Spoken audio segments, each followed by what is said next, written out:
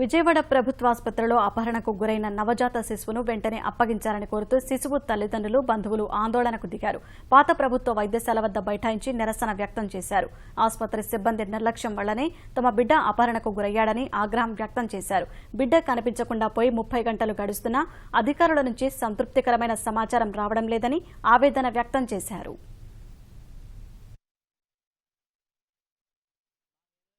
మాకు లేవు, మా బామ్మలు ఇస్తే చాలు. మాకు బామ్మలు ఇస్తే మేము చక్కగా ఇంటికి వెళ్తాం, లేదంటే ఇక్కడ చచ్చిపోతాం. మేము మాకు మటుకు ఏం తెలిసిద్ది, నిన్న ఉదయం నుంచి మేము ఇదే మొత్తుకుంటున్నాం. ఇవాళ పోస్టర్ తెచ్చి ఇచ్చేసి మీరు గుర్తించండి అంటే మేము చూస్తే గుర్తిస్తాం. మేము చూడలేదు వాళ్ళని, మా బిడ్డలు మాకు అప్పు చెప్తే అంతే చాలు. రోజుల పాపని చేతుల్లో తీసుకొస్తుంటే ఎందుకు తీసుకెళ్తున్నారని కూడా అడగరా? ఆ మాత్రం పట్టించుకోకపోతే ఇంకెందుకండి హాస్పిటల్ ఇక్కడ? ఏం దర్యాప్తు జరిగిందో మాకు తెలియదు సార్. నిన్న 11 గంటలకి మా బాబు మిస్ అయిపోతే ఇప్పుడు 5 అవుతుంది సార్. కనీసం 30 గంటలైనా సరే మాకు ఎంతవరకు ఏ ఆజుకి తెలియలేదు. బస్ స్టాండ్లో సీసీ ఫుటేజ్లో తీసామని చెప్పి ఆ పోస్టర్లు తీసుకొచ్చారు సార్. అది కూడా అనుమతులు అని చెప్పేసి దాంట్లో పేర్కొన్నారు, నిందితులను కూడా పేర్కొనలేదు. మాకు ఏ విధమైన ప్రభుత్వం తరపు నుంచి హామీ రాలేదు. పోలీసులు ఏమో దర్యాప్తు చేస్తున్నాం, అన్ని ఊర్ల నుంచి ఎంక్వైరీ చేస్తున్నారు, అందరూ టీములు తిరుగుతున్నారు అని చెప్తున్నారు. మాకు ఎంతవరకు ఎటువంటి స్పష్టమైన హామీ ఇవ్వట్లేదు.